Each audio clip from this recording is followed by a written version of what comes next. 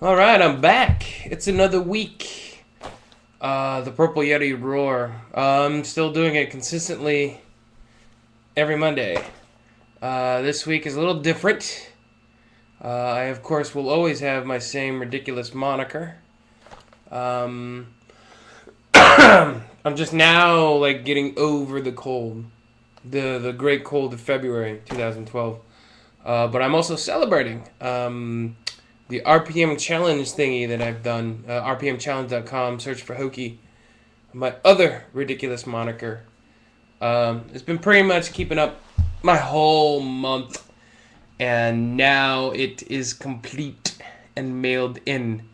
So in celebration, I'm wearing the Wildcat 919 shirt that I so dutifully earned at my time at Kansas State, being the radio station's webmaster.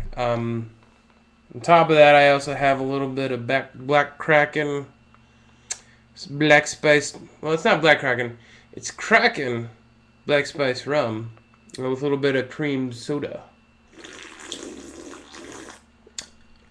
Delicious. I got it done earlier today, and now I'm ready for football.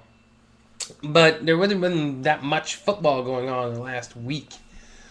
The biggest thing were the combines, and that's really for the NFL. I guess we could talk about that a little bit, but I mean, outside of that, I mean, there's a couple of rule changes that we might go over and so on and whatnot. So let's go ahead and move forward with that. Hey, so let's talk about the rule changes. I might have mentioned it a little bit last week, but the college football is going to go ahead and allow. Well, move kickoff to the 35-yard line, so we'll probably see more touchbacks.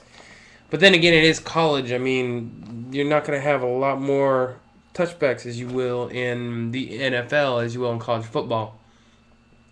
And it's all in support of protecting the players from concussions, because concussions are getting to be more and more of a big deal. And I think within the next 5 to 10 years, there might be some major changes going on in college football and football in general, just because of the kind of impact and the effect that head-to-head collisions have on just human beings in general. Hopefully, it will keep the action tasty and not make it dip down into arena football league type stuff. Because I mean, seriously, did you see the TO video? Yeah, I mean, who cares? It's arena ball. It's boring. So hopefully in 5-10 years there will be major changes, but hopefully it won't kill football, at least the way that I'm used to it and the way that I played it. But getting back to this guy. Well, not this guy, but excuse me. To the rules. So that happened. There's a couple other rule changes. We'll see if they work or not here next year. But I mean, that's that. The other thing that happened last week was well, the combine and the Baylor's very own Robert Griffin III, or RG3, Heisman winner RG3, pretty much exceeded expectations.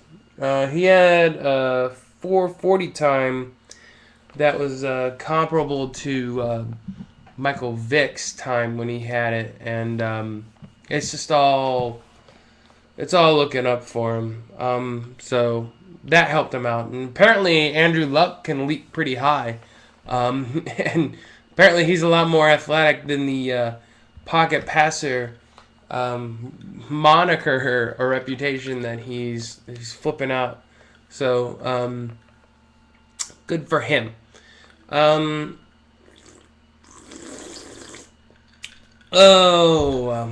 What else? So that all happened. Some Michigan offensive linemen like tore his pectoral, and then another dude fell down on his 440, got back up and tried again. The sports writers nowadays like to complain about how how the combine means less and less, and there's more coverage, more and more for it. And I don't know. I think it's just sports writers complaining. I mean, you got to measure the kids at some point, and I don't know. Maybe it was too big a deal back then. Who knows? But it certainly isn't going downhill or anything like that. So what else? We're still waiting for spring practice. That's gonna start happening next month. So the next couple weeks might be even weaker for me. What else? Oh, yeah. Okay, so apparently Texas is still looking at a rotating schedule of quarterbacks, and they are not going with a starting quarterback just yet, and they said that will be determined in August.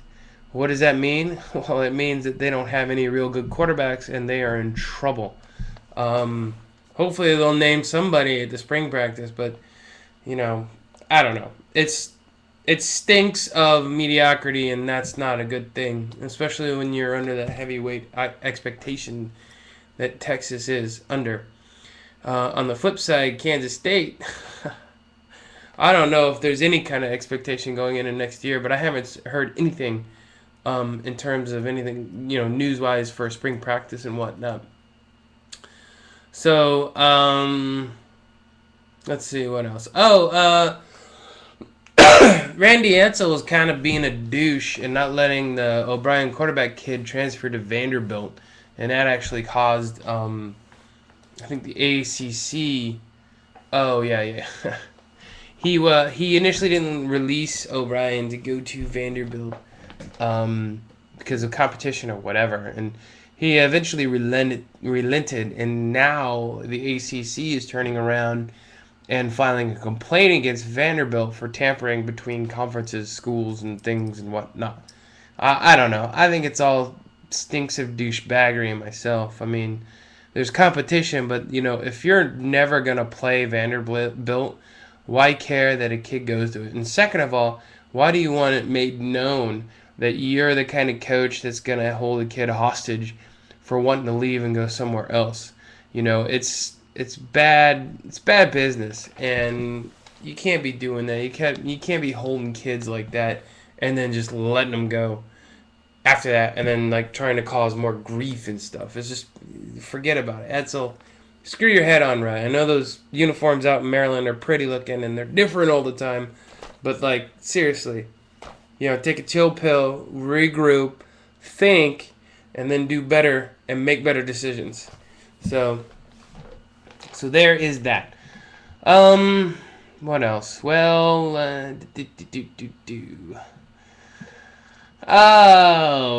July 1, we may see a new Big 12 commissioner. I'm going to have to take a long sip.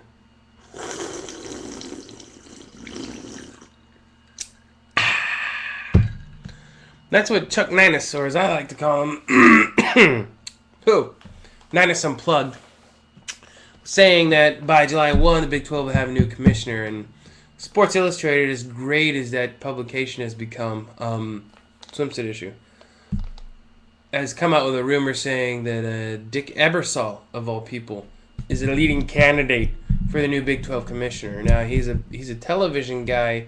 He's not as well connected as Ninus, but, Ninus is interim. He's old as hell, and, he speaks his mind way too much. He's no Dan Beebe, that's for sure. But why bring a TV guy in to be a commissioner? Well, the Pac-12 kind of did that too with Larry Scott, and that that helped transform the Pac-10 to the Pac-12. It seems like they had the upper hand in terms of college expansion. So, if that rumor ends up being true, and Ebersol does scoot on over from New York and land right in the Midwest and hang out in Kansas City or Dallas.